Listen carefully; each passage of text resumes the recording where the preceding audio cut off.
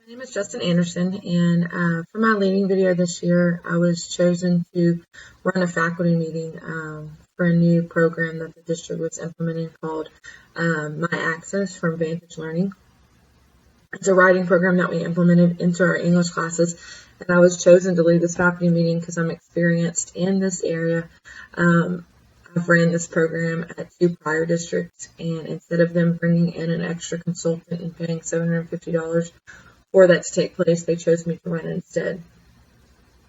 Like I said, I previously used this program. I was the lead teacher in charge of teaching the colleagues the use of the program. I attached a separate video of the actual faculty meeting and the workshop where I directed them on the use of the program, how to enter students, setting up assignments, tracking data, setting up scores. You can enter your own writing prompts as well as pull from their database, which has like thousands of writing prompts to choose from as well. You can pair them for simple writing, star writing, which is what we use in Texas. Also pre-AP and AP units, higher ed. You can go into like college databases and pull different subjects for that. And then you can tie all of that information into your lessons that you teach daily, and then allow them to do writing assignments. The program actually grades the essays and everything for them. It goes in and fixes or identifies grammatical errors that the kids don't have to go in and fix themselves. It gives them writing tools, wizards, different spelling and sources and things like that they can use for their papers. They do not have to do the writing wizards. You can make it part of the assignment if you want to, but it's not necessary in order to use the program. After the video, I stopped it at about 38 minutes, but we did continue the workshop past the video. I feel it's very successful. I feel the teachers caught on. Even we have an elderly teacher who is very tech proficient, is what we call her all the time, make fun of her for that. She actually even caught on what to do. It does have ease of access once you figure out what it is you're supposed to be doing. The Vantage Learning My Access has an actual handout, which I gave all of them. It has quick steps, and then you can also access a very long manual as well that they could print or save on their computers in order to refer to later. The teachers were able, looking at it now that it's the end of the year, they were able to implement this into their classrooms. We actually used it for all 650 high school students. And in return, our STAR scores writing was way better than it's been in the past. We still lack in areas of the multiple choice and things like that, but the writing overall with short answers and with essays, even in our kids who did not pass the test, they had great essay scores. And so we felt like that was a good thing, helping them to go on into, reaching that milestone, because sometimes teaching kids to write is very challenging. Being a lead teacher in charge of running a group of people is a great experience. I feel that people often aren't given these experiences enough, and it allows them to find if the shoe fits, per se. It allows you to understand whether or not, you're built to do that. Do you want to be a lead teacher? Do you want to do those things? And if you don't, if you're not experienced that, then maybe you need to do something else. Maybe you need to take this tech degree and go into something else. People that are allowed to explore and learn through their experiences and determine what it is and what's not good for them are often more successful with their careers. If you trial and error per se before you actually get into that career, and then you go, what was I thinking? This isn't anything that I wanted to do. And so I think that these videos and the things that we are able to do through our practicum gives us this experience and shows us whether or not this is something that we actually want to do.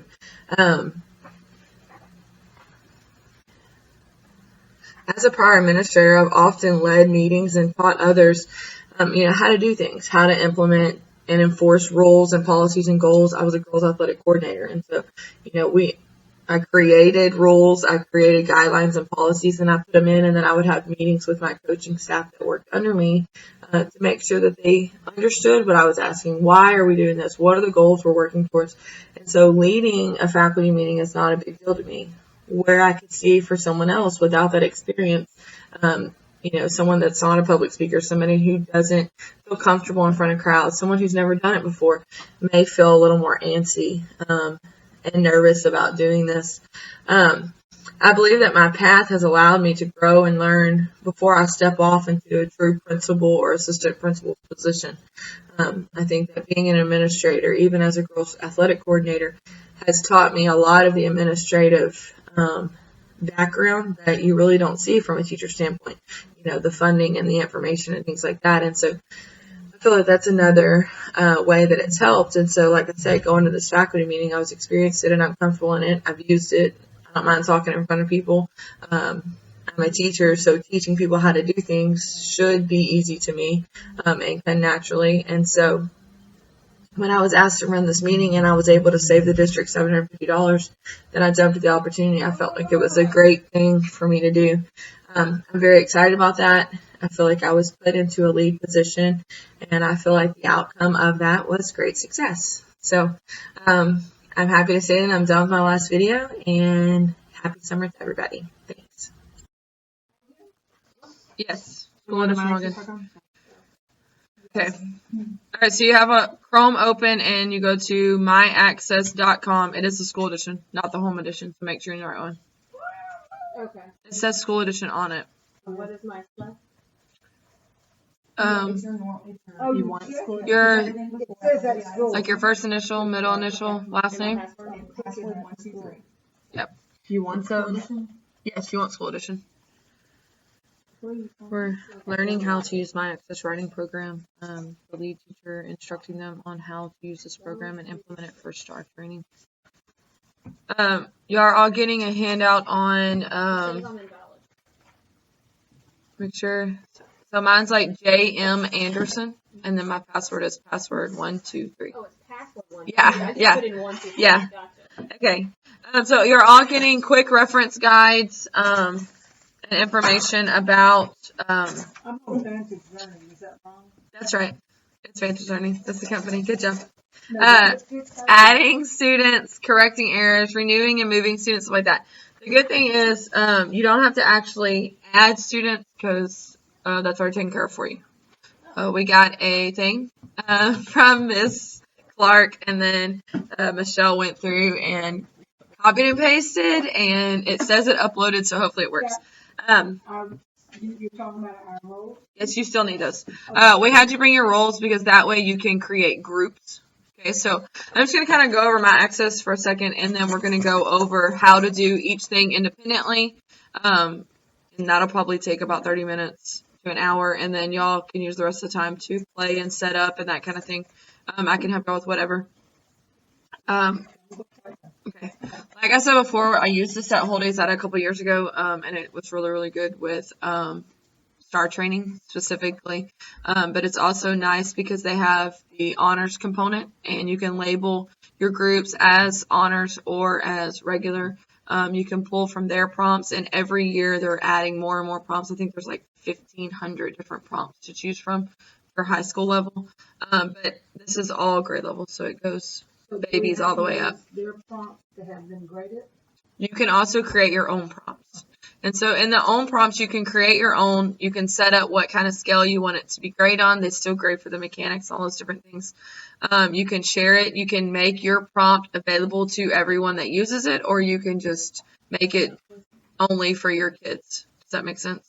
So like if you were to create a prompt, say Janie created a prompt over a novel for her juniors, but my juniors are also reading that novel, she can make it where my juniors can use her prompt. And so she was the original creator of it. I can go in and assign that to my kids. And so that's what I'm going to show in just a minute. Everybody's logged in. Okay, and if you go, we're looking at the home screen. It should say, well, mine says welcome back, Justin Anderson. It says welcome. Just welcome, okay. Mine doesn't say welcome. Did you log in? No, I didn't. No, I didn't. I wondered if you did not. So we found it, but we haven't logged in. That's okay.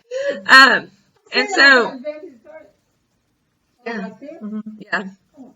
Okay, so whenever you log in, this is just the home screen. If you look, it says the snapshot report for my writing progress for your kids. Holistic grading, focus development, organization, language use, and mechanics. Those are the 6 different areas that they're going to look at and track and grade on. And as your kids start turning in, you notice the submissions right now is 0, obviously. Okay, this is a weekly range. Your holistic score will be overall, so for the entire school year. So ours actually is going to start from the first day of your first assignment. So say you decided to assign this to your kids tomorrow. Then your first holistic day would be tomorrow's date. And that's going to take us through the school year. The rest of the stuff and the focus and the things like that would just be weekly volumes. So it's going to grade it on a weekly thing. But your holistic, they want you to see because ideally you want that holistic thing It's to not logging in. What's your name? It's PJ Luna. be Password Luna. 1, 2, 3. She's probably just put 1, 2, 3, 2. No, what? Yeah, You exactly. can change your password 1, 2, 3. Yeah, right now it's a default I password. just set it to password 1, 2, 3. Okay, so we're good. If everybody will look at groups and assignments.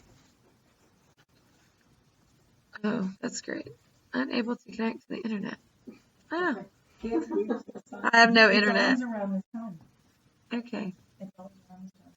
Okay. Don't reset my whole computer. I shut down and reopen. Eat lunch. You have to do that? Yeah. I still I have. lose the How sound. weird. Do you have internet? Shut the sound down so I can jack it. Okay, well, I don't. Are you still? Yeah, it's still recording, but that makes no sense. Okay.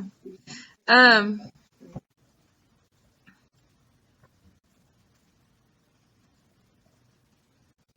Do we click group and assignment? are they there? All right. As long as your camera. I was gonna say, I wish we were facing the whole thing. I know. So When you get group and assignment. click on group and assignments. This is so convenient, Do you want to use mine? if you don't mind, just because I already have my group set up. Can I log you out?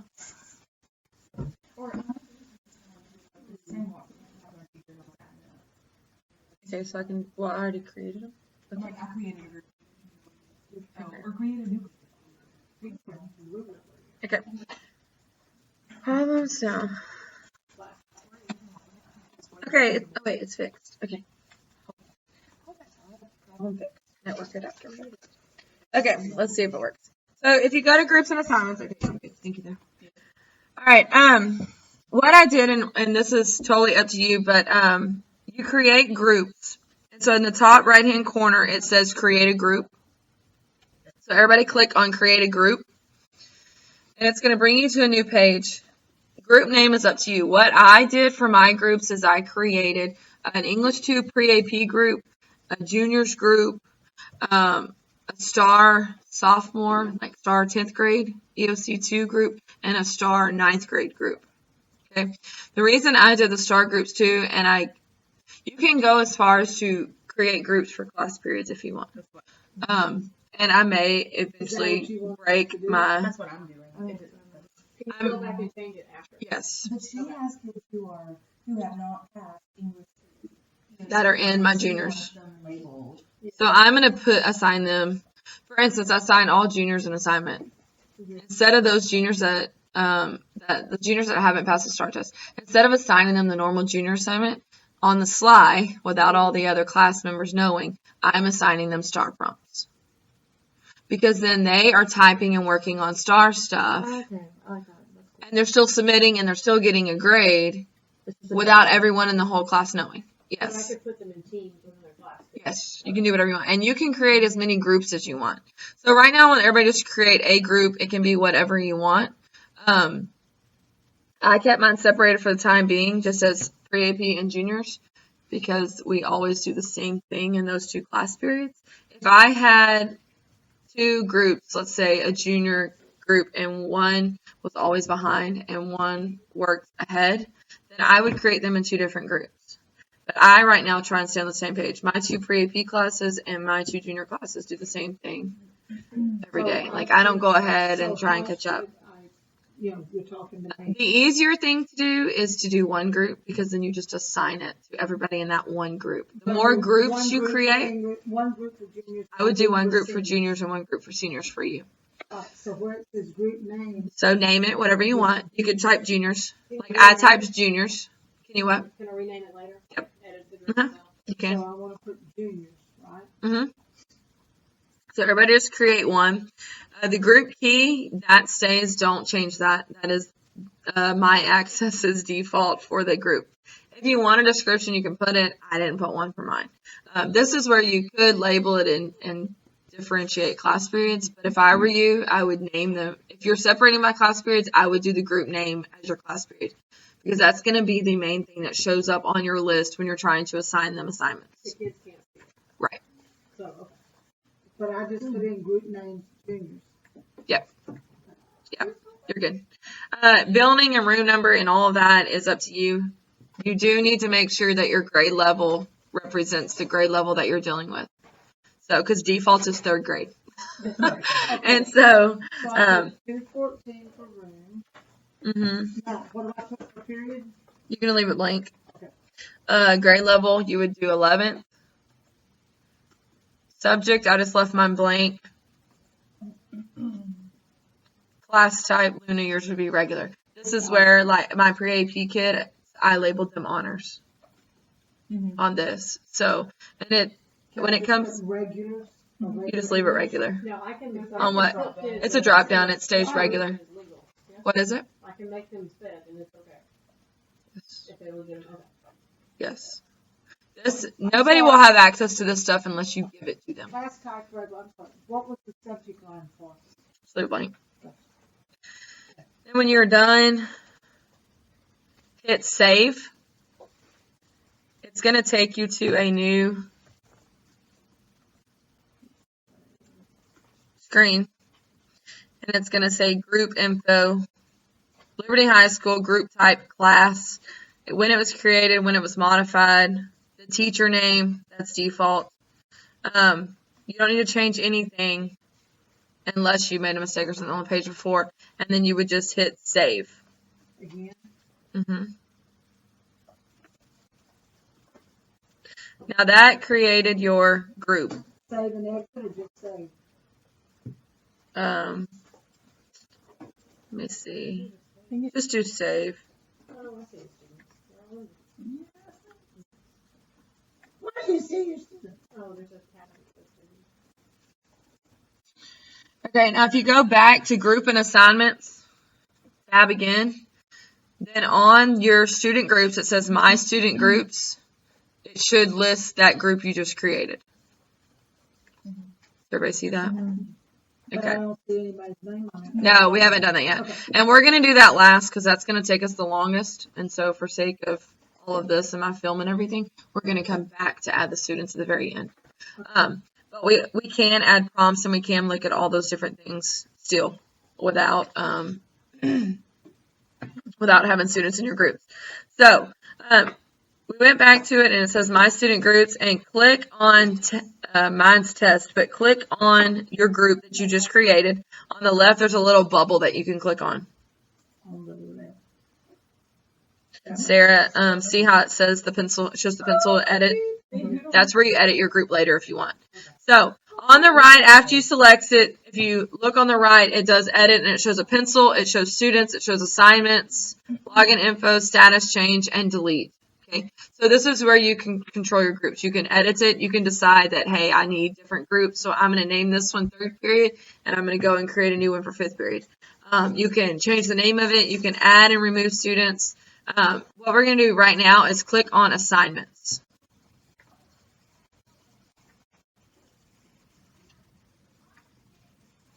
This takes us to a screen. It says current assignments for, and whatever your group name is. Right now it says there are no assignments. Does everybody see that? Okay. In the top right hand corner, it says add prompt. Everybody see it? Click the box. Now, this is a 6-step process, and it's really not as bad as it sounds. Okay, it really is very easy, and it literally takes about 2 minutes. The longest part of this process is you selecting what prompt you want to do. Okay. So all of this is just for writing purposes. okay. So include all these grades. You can select as many as you want. You do high school, 9 through 12, in the left upper hand box. It says include these grades. Everybody select high school, grades 9 through 12. On your genres, let's look for just today's sake, informative expository. You can choose all of them, but it literally will give you thousands of prompts, okay? Prompt types. Now, this will show my access and telemetric prompts, so that's the grading scale. The pilot prompts are new prompts that they've just added, and they don't have a whole bunch of information and data and stuff on them, but they're piloting new prompts every year. Okay, your prompts, so it's if you created your own, we're going to go ahead and leave the box checked. It doesn't matter if you uncheck it. We don't have any prompts in there right now anyway. No one does. Okay, and then shared my prompt. So that's what I was talking about, where me and Janie can both be teaching the Scarlet Letter. We both can use the same writing prompt. One of us comes up with it. We really like it. You're telling the other one about it. They love it. So we share it with each other. And now all of our classes that are juniors can write on that one prompt. Okay. But like I said, for sake of today, let's do high school 9 through 12, and let's do informative expository. Include these textbook themes. I like to go with themes of like maybe what I'm teaching. When I was playing around earlier, I just did challenges. And so let's look at challenges. Like I said, there are a ton, and you can go with themes and different things that you're trying to teach. Or maybe, what are we focusing on in junior English? Everybody knows junior English is so boring. This might make it a little more interesting. So the different time periods that take place in American literature. And then selecting these subjects, you can do certain subjects. I always leave that one as select all because it just gives you more choices. Yeah, I don't want to limit it to the point of where we want it to be high school, and we want it to be informative, and we want it about challenges, and we want it about art. Wait. Go back to what you just said. Okay, we want something on the crucible. Mm-hmm. Okay, so why would you select astronomy and business dealing with the crucible? I'm lost. You don't. That's You just how leave it. reading selected. Yeah. Even go keyword And you could even type it in. and say crucible. Yeah. Neural triangle. Oh, okay, And I'll help you. We'll play with it in a minute. okay. Okay, so right now we have high school 9 through 12. We have informative expository. We have challenges, and then we have select all. Everybody got it? Okay, hit search. That's only one, right? That's what I wrote. Right, like a teenager? Yeah. So that would be one about challenges. Now let's go back up to textbook themes, and let's go to select all. Hold on, where's it at? Now we have 224. So go to select all. So now it's just high school 9 through 12, informative expository. Instead of choosing challenges, select all. You good, Sarah? Oh, what do I do next? Yeah, instead of doing challenges, just do select all. Okay, yeah, I can't read it because the whole window's like half off of my screen. Oh my gosh. There, okay, I can see all of them. So we're good. Okay.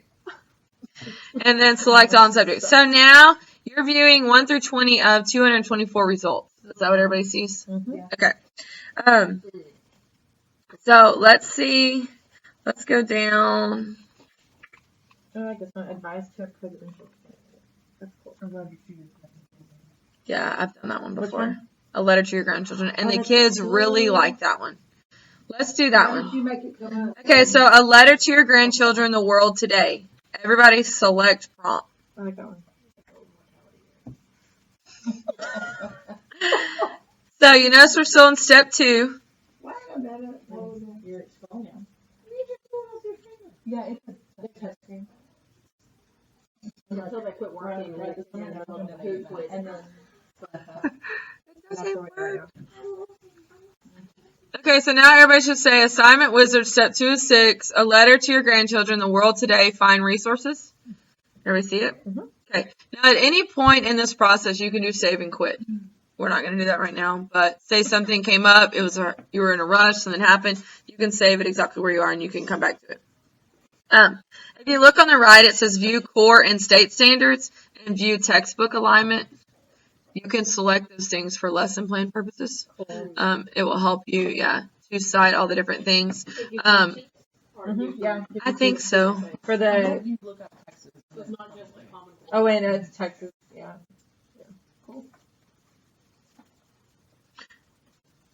And then textbook alignment. Cool.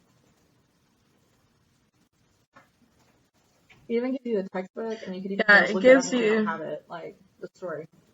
That's Core what and they state do standards. for the unit or whatever. And then textbook alignment. How did I get? Yeah, so it tells you what unit, what number, for what book. And it gives you McDougall and Prentice Hall.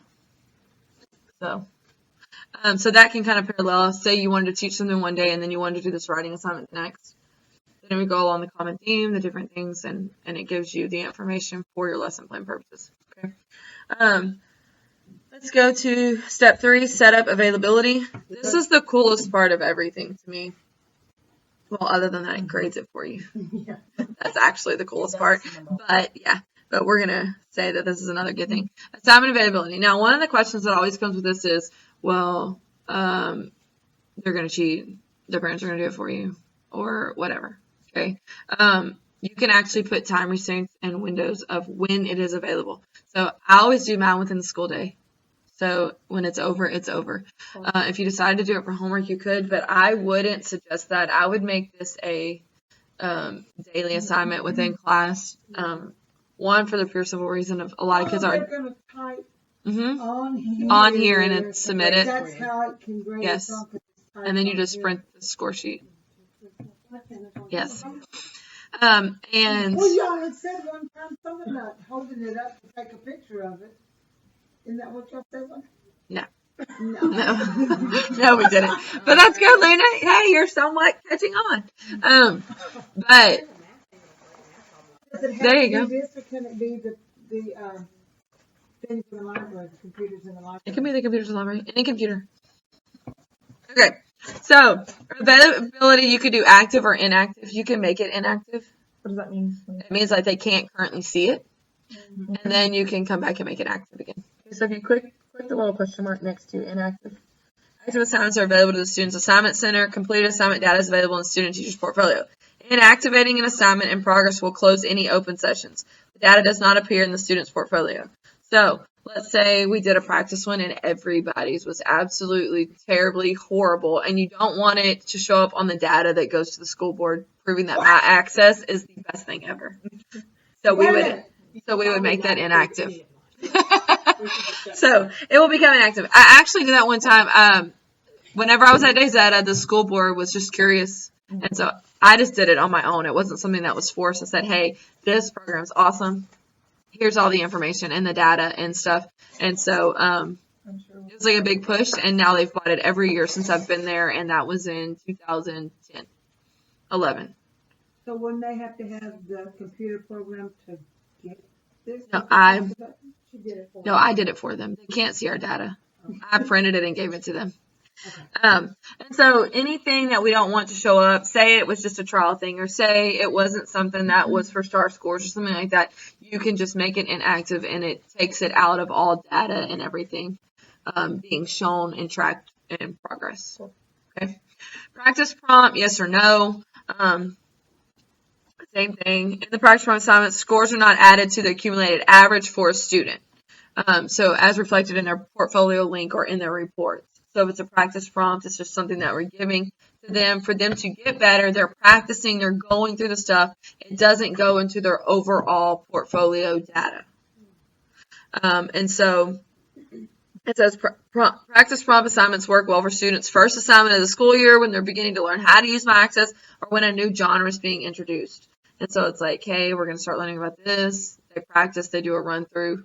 It's scored, but it doesn't show up and reflect in their portfolio. So you can almost do daily grades with practice prompts and test grades as. Yeah. Okay. You can. Notice that practice prompt flag cannot be changed once the students start the assignment. So you can't say this is a practice prompt and then later come back and go, oh, I want to count that as a grade.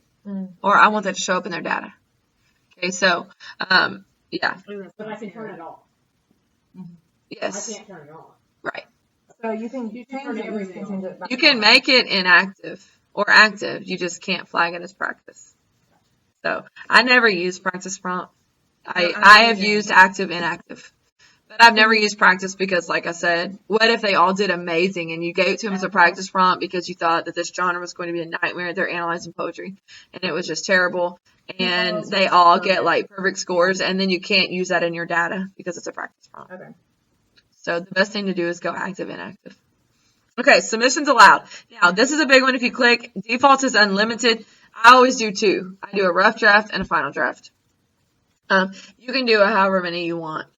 Otherwise, keep doing it over, kind of like Stay Island. Yes. Sometimes they want to till it's perfect. hmm Okay. And so I always do 2 because what I do is I have them submit, and I can go in and type and put information, and they submit it, and the computer also tells them exactly what they need to work on, if there's any grammar errors or anything like that, So and if then they hit take all submit, that. It's gonna show up on theirs. And yours. I'm going to show you. And then, so I always say 2. 1, you're only allowing a certain window of time for them to do it. And 2, you don't want them just going in and changing unless it's a project or something, a work in progress. So, like I said, I always do 2. Assign to grade. This is where you would go in and pick your grade. Your higher ed is like your college type stuff. And I have used that for pre-AP and stuff like that. So you would pick your grade. Assign to track. I don't ever do that. Start date. You could say tomorrow. Let's say so November the 10th. Now, Sarah, if you decided you wanted to start something and every week you wanted them to come back to this one prompt till Christmas, and so it was perfect, then you may want to do your end date like December 18th or December the 18th Friday? Yeah, December the 18th of 2015. Now, like my kids, I only want them to be able to do it 1 week. So I would start on the 10th, and I would say that by this Friday is the what? 13th. Oh, that's right, Friday the 13th. So I'd go the 13th of 2015 would be their end date. I need to look and see. I want to make sure. I'm going to go back just to default just to see the difference. At some point, there is something where it won't show up on their stuff. But I think this is just completing the assignment. But I'll look at it and let y'all know. Hours of availability. That's what I was talking about. If you click that box, it will let you change. I did start time of 9. I did end time of 2 because, say for my pre-AP class, if I was creating something for them, I have them 3rd and 5th. So nobody will be working past 2 o'clock. My last class with them is at 1:30. You can go 8 to 4. You can go whatever. But then you can also go days of the week. You can go. I have a question. Yeah, that's what I'm saying. But then go to the library during lunch. Let's say that I really want to keep them in that one period because I'm timing it and I want them to start practicing something in 10, 15 minutes. So I set it for the time the kid's absent. Can I go in there and reopen the window so they can come back and do it? Yes, you can edit for them. Excuse me. If you go specific days, then I always click Monday, Tuesday, Wednesday, Thursday, Friday. That way they can't work on the weekend. So let's say you leave a 2-week window. Sorry. For this assignment. This is something that you started and you made them do a rough draft. And I'm going to show you there's also graphic organizers and all the pre-planning and all that stuff in here as well. It takes about 40 minutes to go through a pre-planning thing. So, yeah, when they start to do the assignment. A ton. And so when you go in and you say, okay, we're going to pre-plan this day and then we're going to write. And then next week we're going to come back to it and we're going to look at it and we're going to post the final. So you've allotted 4 days over 2 weeks worth of class in order to do this. But you don't want them having access over the weekend because you don't want them going in. You don't want them messing with stuff or getting somebody to help them write it or whatever. You want to see what they really can do.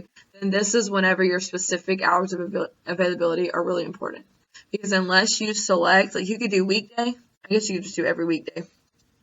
If you do daily, then it's every day from that time to that time, no matter where they are, they can log in.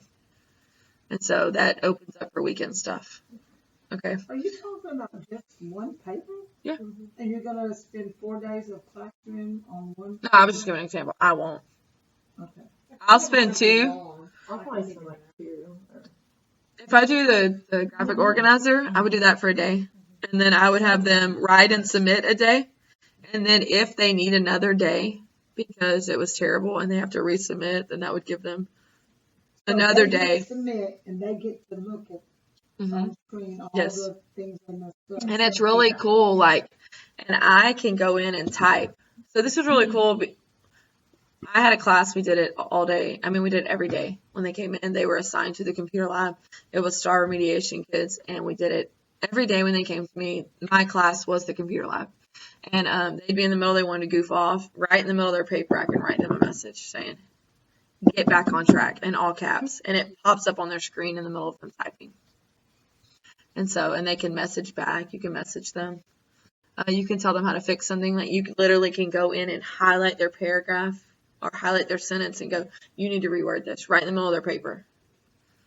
And so it's really cool. How Okay. would they retype it? They get a resubmission. Okay, they resubmit. Make their changes. Yeah. Edit. But will they make the changes on the one that they sent all these problems with? Like this It gives them an this is a opportunity to run-on. recreate Okay, this is a run-on. Can they go right there and fix it. redo the Yes. run-on right Yes, there? it will identify it for them. Okay. Yes, it does a different color, I think. I want to say it's in red or something like that. So step 4, set up scoring. This is where I always do the 4-point scale because it's more STAR, 1 to 4. If you do the 6, that'd be more into like AP, pre-AP type stuff. Scores to appear in the report, holistic score, domain and trait scores, focus and meaning, content development, organization, language use, voice, style, mechanics, and conventions. Okay, readability and student view, leave that on. So we're at 4-point scale, we leave all of that, and we go step 5, set up feedback. Enable my tutor, enable my editor, all that's default. Developing rule sets, you can if you want. Does that mean? Like click on the question mark and it shows you the preferences. And so you can go developing, or you can go into like missing articles, misused words, spelling errors. You see, it's 4 pages worth of stuff. So right now the rule set is developing. You can go to proficient, you can go to advanced proficient. Oh, so it's not gonna come up with a 97, 67? It does or it doesn't? It comes up with a 1, 2, 3, or 4. Mhm. It doesn't come up with grade. No, you just. You convert it. You decide what each numerical score is worth. Feedback, readability.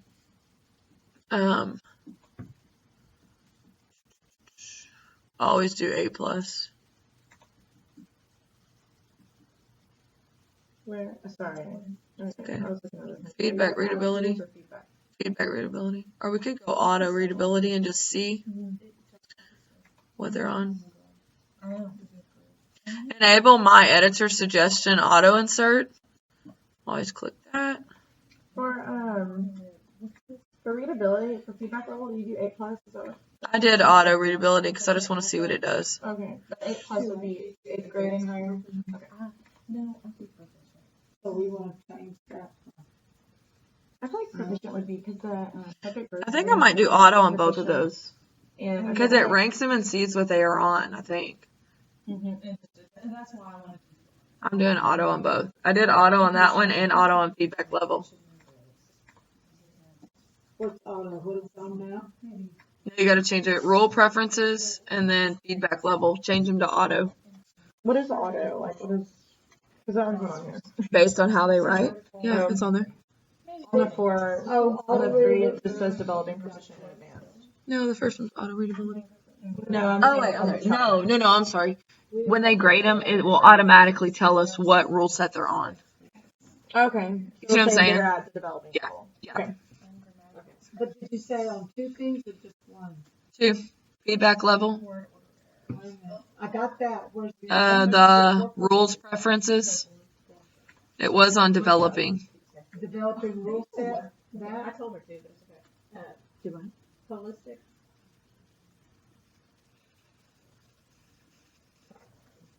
You get it? Okay, maybe advanced. I might be- So I leave all the other scoring on, Yes. readability and student ability. Mhm. And then feedback wizard, enable my tutor, yes. Enable my tutor suggestion auto insert. Okay, and then add tools, step 6. Okay, now this is where you get to put in your pre-writing.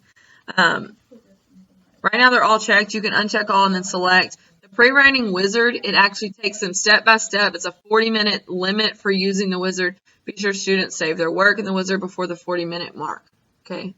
Venn diagrams, checks lists, notepads, cluster webs, KWL charts, spell checker, the print essay option. Sarah, there's your timer if you wanted to put in a time. You could give them an allotted time to write.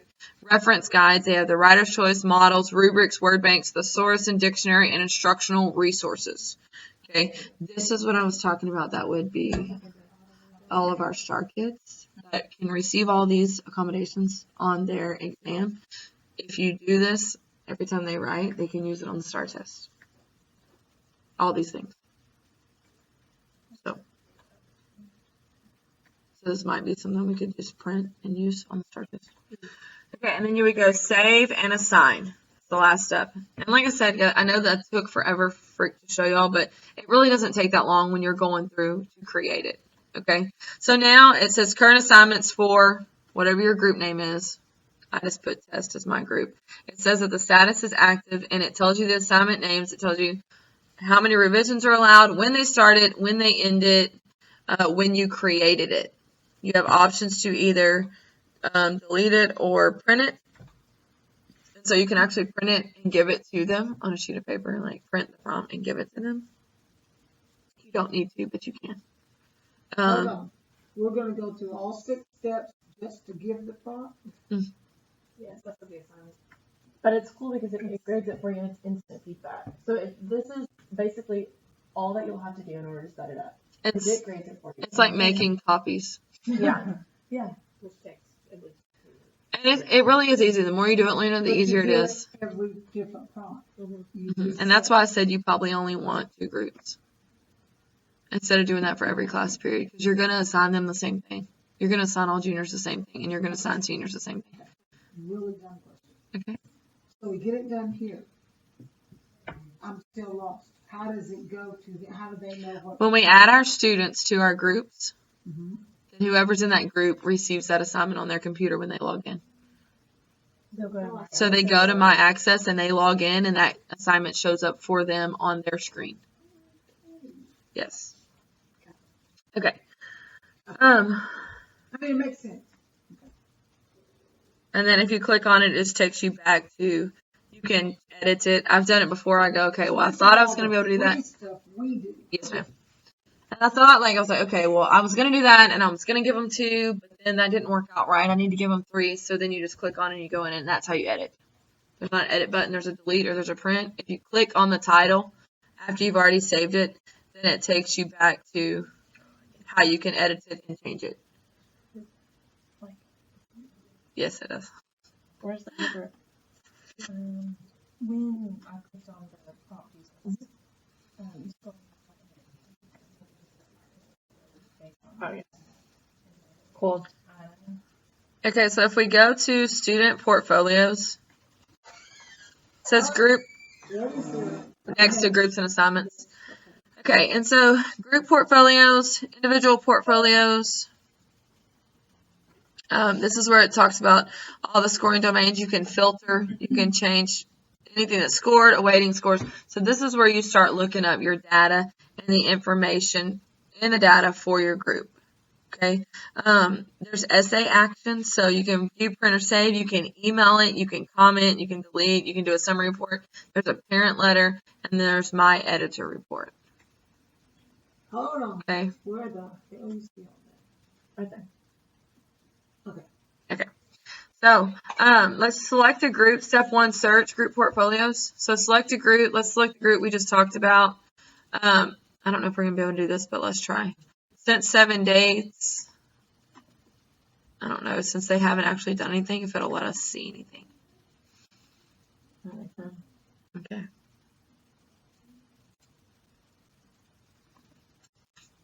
Yeah, I think we need to have students. Okay, I'm going to continue to teach them how to use this program, students, entry, all that different thing. And that is all for my leading video. It is November the 9th at 1:30.